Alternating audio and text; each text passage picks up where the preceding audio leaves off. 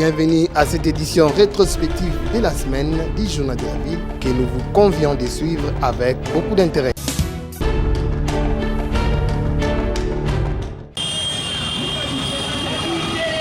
Kinshasa, capitale de la République démocratique du Congo, a vibré ce samedi 19 août 2023 avec la sensibilisation par le cadre permanent des concertations de la femme congolaise CAFCO, des femmes entrepreneurs et jeunes à prendre en compte des innovations apportées par le Code de la famille et la loi sur l'entrepreneuriat. C'est à travers une caravane motorisée que le CAFCO a sillonné plusieurs districts de la ville-province de Kinshasa, Lukunga, Funa, Moamba pour chuter au rond-point des Huileries. Partout où le CAFCO est passé, le message était clair. Femmes entrepreneurs, tenez-vous debout, l'heure est au développement, votre travail mérite d'être sécurisé. Quelqu'un peut se faire enregistrer, guichet unique, et ça va pour la biso. La femme doit travailler même sans l'autorisation maritale. Le code de la famille lui donne droit, explique Mimi Mupunga, chargée des projets suivis au CAFCO. La femme n'a plus besoin d'une autorisation maritale pour entreprendre. Même pour aller contracter un travail, elle n'a pas besoin d'une autorisation maritale. La femme doit connaître ses droits et les revendiquer. Que les femmes quittent l'informel pour aller formaliser leurs entreprises. Elles doivent être identifiées au niveau des guichets uniques pour qu'elles puissent, dans l'avenir, avoir des avantages. Cette sensibilisation rentre dans le cadre du projet d'appui au développement des micro, petites et moyennes entreprises pas d'MPM déjà touchées à sa fin et dont les acquis sont visibles et palpables sur terrain.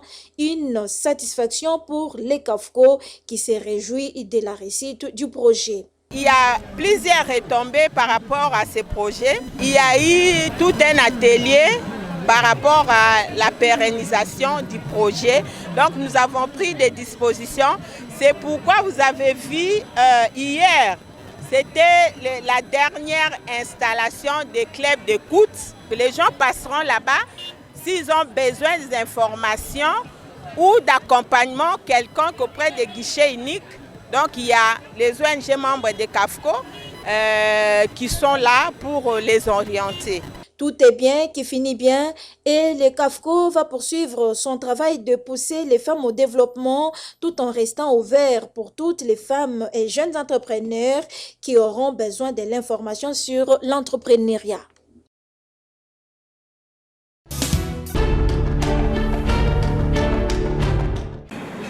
Double cérémonie ce samedi 19 août 2023 à la salle des conférences du PNMLS dans la commune de Kassavubu.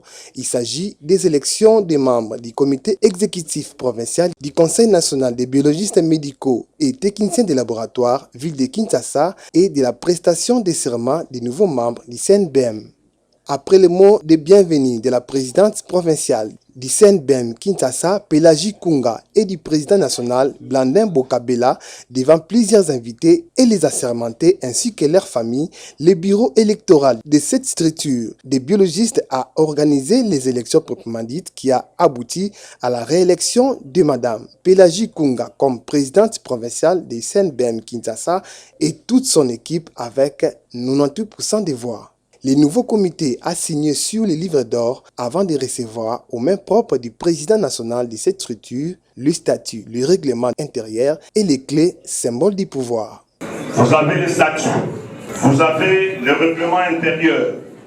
Cette clé, elle est symbolique. Elle va continuer à aider la présidente provinciale à ouvrir toutes les portes pour l'avancement de notre chef corporation. Nous nous sentons fiers d'avoir piloté plutôt cette activité. Ce n'est pas facile pour un chef, avec les pouvoirs et l'orgueil du pouvoir, d'accepter de passer à une autre étape. Mais nous avons l'obligation de respecter nos lois, comme je l'ai dit tantôt. Et la réussite de cette activité nous rend fiers de nous. et nous encourage à donner les meilleurs de nous-mêmes pour le bien-être et l'avancement de notre chère corporation. C'est une tâche difficile, hein? C'est vrai qu'il y a les pouvoirs, il y a les honneurs, mais la tâche n'est pas aussi facile parce que nous n'avons pas un pouvoir contraignant jusque-là. Nous ne sommes qu'une ASBEL, nous sommes une corporation.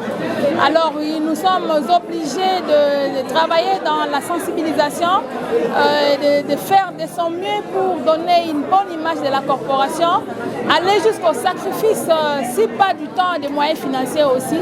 La corporation n'est pas l'affaire du président national ou de la présidente provinciale que je suis, mais la corporation, c'est l'ensemble de nous tous.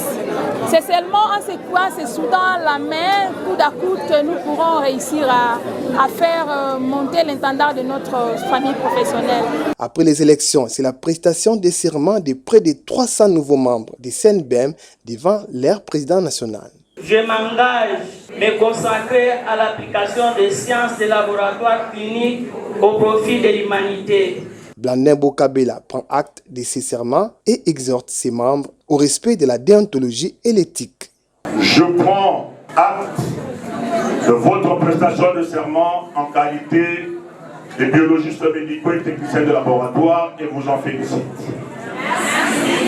Je vous exhorte à mettre au profit de l'humanité toutes vos compétences, tant théoriques que pratiques, et observer le règle d'éthique et d'ontologie afin de bénéficier davantage de la confiance que nous a donnée la communauté. Je vous souhaite fructueuse carrière professionnelle. Tout a été clôturé par la remise des diplômes à tous les assermentés.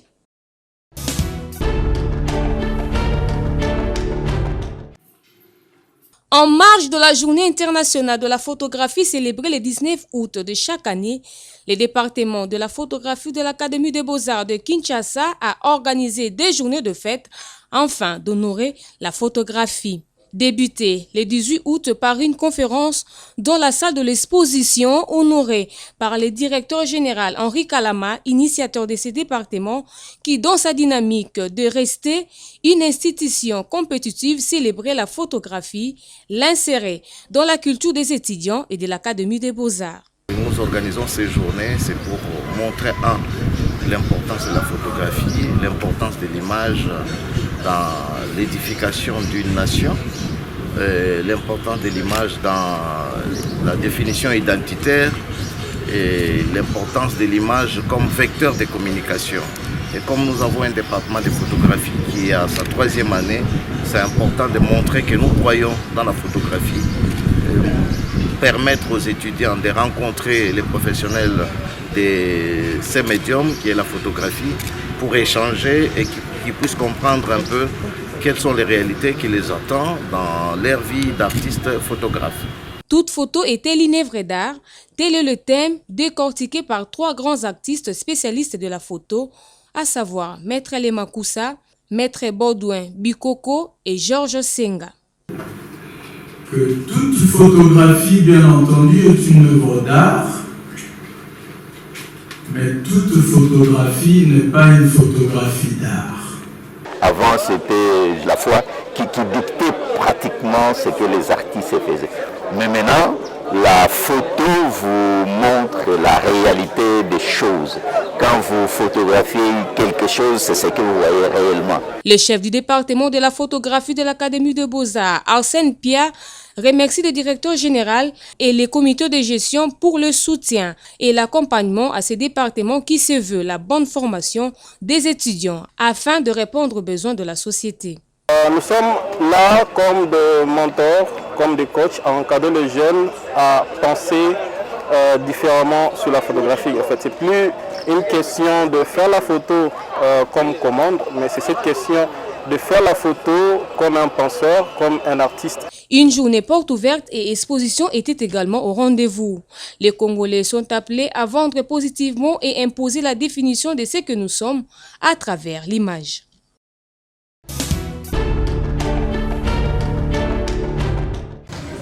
Comment arriver à surmonter les multiples problèmes dont la population congolaise fait face aujourd'hui sur le plan social, sanitaire, éducationnel, alimentaire et sur le plan sécuritaire à l'ouest et dans l'est de la RDC où les paisibles citoyens sont victimes suite à l'agression du M23 sous couvert du Rwanda, la société civile doit s'élever pour jouer son rôle de défendre la population afin que cette dernière trouve son compte.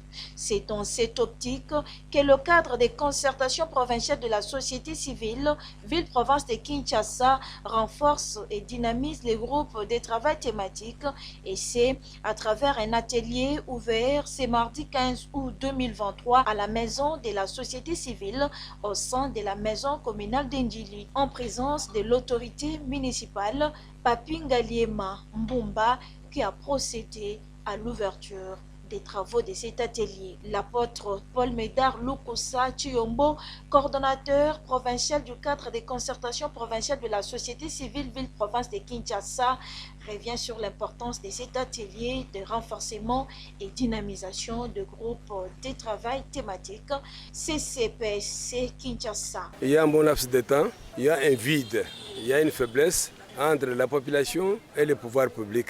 Raison pour laquelle nous avons pensé avec l'appui de l'Union européenne via Diakonia d'organiser cet atelier pour renforcer ce dialogue entre le pouvoir public et la société civile.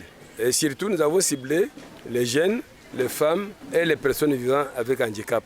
Et Jean-Pierre Nzazi Mvelele, représentant le coordonnateur national du cadre des concertations nationales de la société civile de la RDC, Diama Kambej empêché, s'est exprimé en ces termes.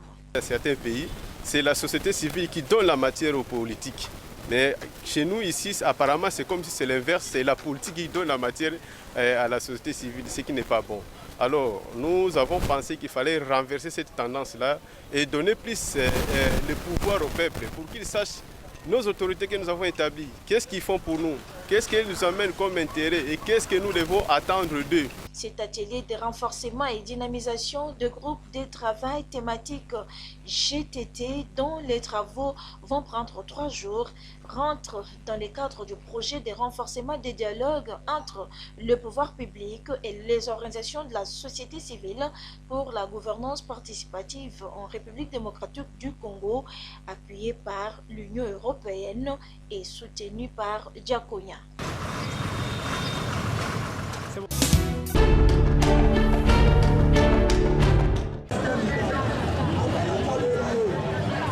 Opération délivrance des duplicata par la Commission électorale nationale indépendante. Les animateurs des réseaux d'éducation civique au Congo RESIC se sont donné rendez-vous tôt ce matin, ce jeudi 16 août 2023 sur Victoire, place des artistes, afin de sensibiliser la population.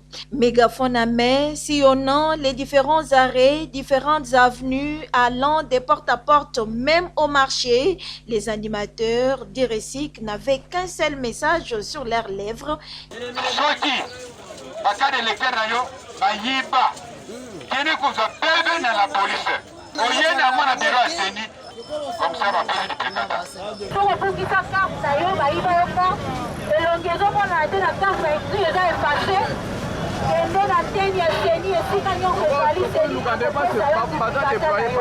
Cette sensibilisation des masses par le RESIC s'intitule « Randonnée piédesque » afin d'atteindre un grand nombre de la population pour les élections de 2023, explique Maître Michel Mvondo, secrétaire exécutif du réseau d'éducation civique au Congo. Randonnée piédesque électorale, c'est une marche de sensibilisation. Nous avons mobilisé les animateurs pour que les animateurs sensibilisent la population, particulièrement par rapport à la question des cartes d'électeurs. Il y a un groupe de gens qui considèrent l'opération de la délivrance comme un enrôlement bis. Alors c'est pourquoi nous avons envoyé des animateurs pour expliquer à la population que ce n'est pas un enrôlement bis, mais c'est tout simplement une opération qui concerne ceux dont les cartes sont détériorées ou ceux qui ont perdu leurs cartes par des vols et autres choses. Nous le faisons dans le cadre d'un projet élection qui est organisé dans 6 provinces de la République démocratique du Congo avec 11 et protection internationale. Les réseaux d'éducation civique au Congo est accompagné dans cette sensibilisation et mobilisation de la population par la Commission électorale nationale indépendante. Nous, on les accompagne parce que notre part dans leur sensibilisation, c'est d'apporter la matière. Cette opération va continuer jusqu'aux élections. La délivrance de cette carte est gratuite. Mobilisation de l'électorat pour un processus électoral démocratique, crédible, apaisé et inclusif en République démocratique du Congo, horizon 2023. Les réseaux d'éducation civique au Congo en fait son cheval de bataille.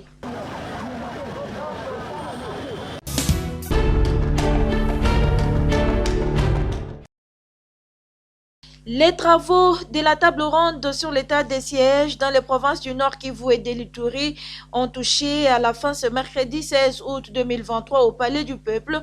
C'est le Premier ministre Jean-Michel Sama Lukonde qui a procédé à la clôture officielle de ces assises au nom du président de la République Félix-Antoine Tshisekedi Tshilombo. Durant 3 jours, soit du 14 au 16 août 2023, les participants venus des différentes institutions des provinces du pays, les gouverneurs militaires des 2 provinces sous état de siège, les députés provinciaux et les forces vives de la République ont analysé à travers 3 commissions les options relatives à la levée, à la qualification ou au maintien de l'état de siège. Dans chacune de ces commissions, plusieurs recommandations ont été formulées et coulées sous forme d'un rapport destiné au président de la République, chef de l'État. Le Premier ministre Sama Lukonde a d'entrée de jeu rendu un vibrant hommage au président de la République qui lui avait conféré le mandat de convoquer et d'organiser cette table ronde qu'il a su bien conduire en tant que modérateur des travaux. Tout en promettant de transmettre le rapport final de la table ronde au président de la République à qui la primeur est réservée pour des directives appropriées, le chef du gouvernement a remercié tous les participants pour le travail abattu tout au long de ces assises. Signalons que depuis son accession à la magistrature suprême en janvier 2019, le président de la République, Félix-Antoine Tshisekedi Tshilombo, fait de tout son mieux pour trouver une issue définitive à la question de l'agression dont la République démocratique du Congo est victime depuis plusieurs décennies dans sa partie orientale, principalement de la part du Rwanda, et l'insécurité entretenue par les groupes armés, causant ainsi une insécurité aux conséquences néfastes incalculables sur le plan économique, social, sanitaire, environnemental, éducatif et autres.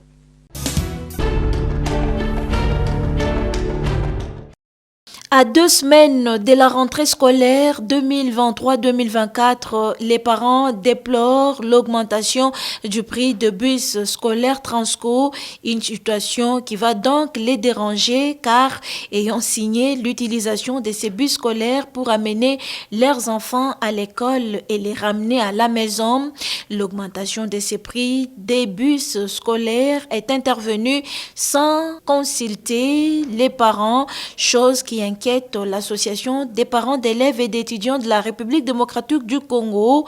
Pour le président national de l'ANAPECO, David Steve Diatezwa Mpongi, les parents ne sont pas protégés.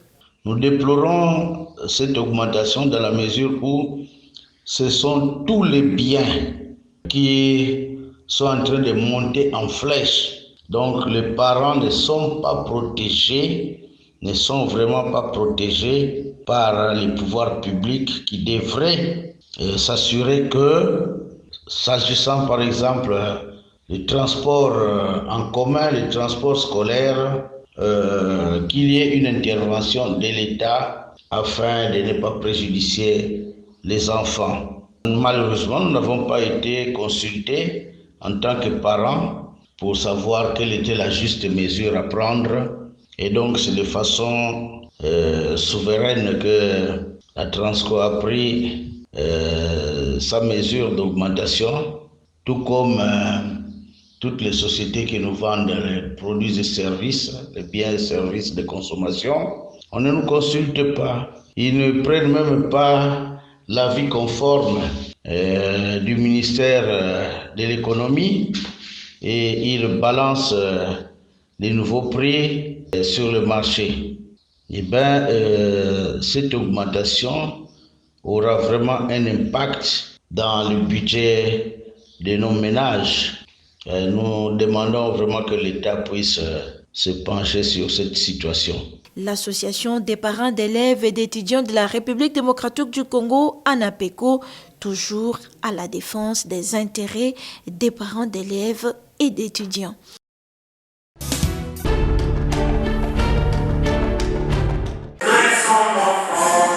12 août 2013, 12 août 2023, soit 10 ans d'existence de la dynamique des femmes biotechnologistes médicales, DFBM en sigle, une structure du Conseil national des biologistes médicaux et techniciens de laboratoire. Pour bien célébrer cette grande journée, la DFBM a organisé une conférence scientifique à la salle paroissiale de l'église Notre-Dame d'Afrique dans la commune de Lemba sous le thème « Stérilité féminine due aux troubles hormonaux » exposé par la présidente des CNBM Kinshasa et éthique et déontologie par le chef des travaux de l'ISTEM Kinshasa. Prenant la parole devant plusieurs invités, entre autres le président national des CNBM, la présidente de la DFBM, Claire Toutonda, a d'abord remercié tous les invités ainsi que les dirigeants du CNBM avant de rappeler les missions de la dynamique.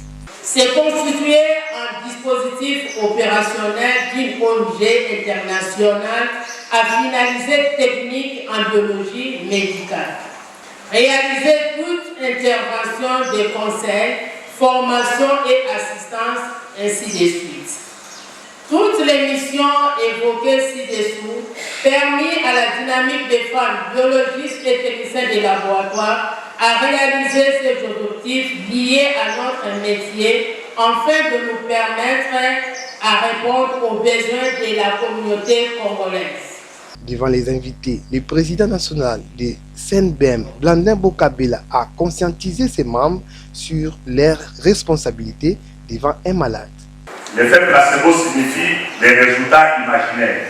Quelqu'un arrive à ton labo, il te donne l'argent, tu prends l'argent, tu prélèves, tu prends l'échantillon, tu jettes dans la poubelle, tu produis un résultat imaginaire. Chers amis, cessons de tuer. C'est une faute devant l'État congolais, c'est un péché devant Dieu. La DFBM, à travers son présidente Claire Toutonda, a honoré ceux qui ont contribué à la création de la dynamique avec des diplômes de mérite, dont elle-même. La porte est grandement ouverte pour toutes les femmes, tant que techniciennes, biologistes, mais il fallait aussi passer par des contributions. Et nous sommes nombreux, mais nous sommes éparpillés. Mais nous faisons appel que ces femmes viennent. Nous avons notre siège. Venez, venez nombreux. Les laboratoires ont beaucoup de projets. Tel que vous avez suivi avec les estimations des cas de stérilité. Il y a beaucoup de cas de stérilité qui est à la base. Qui va apporter la solution? C'est les laboratoires. Tout est bien qui finit bien. Un gâteau d'anniversaire était offert à tous sous l'animation de Rock Bokabela Bodo. La dynamique des femmes, biologistes, médicales et techniciennes.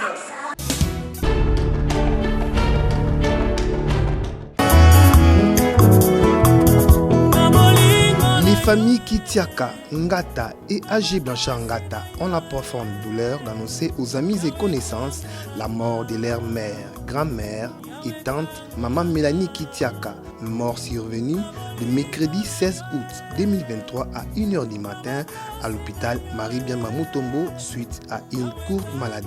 Le deuil se tient à la résidence familiale Suse avenue Frontière, numéro 100 au quartier Mapela dans la commune de Massina. Le programme des obsèques se présente comme suit. Jeudi 24 août 2023 à 18h, une messe d'action de grâce sera dite en honneur de l'illustre disparu à la paroisse Saint-Barthélemy de Mapela dans la commune de Massina et la veille mortuaire sera organisée dans la salle de fête Jean Goyi référence boulevard Lumumba à côté de la maison communale de Massina le même jour. Vendredi 25 août 2023, sortie du corps à la mort de l'hôpital Marie-Biamba Mutombo et l'enterrement interviendra le même jour au cimetière de Kinkole. Ce communiqué tient lieu de faire part. Pour la famille, A.G. Blanchard Ngata.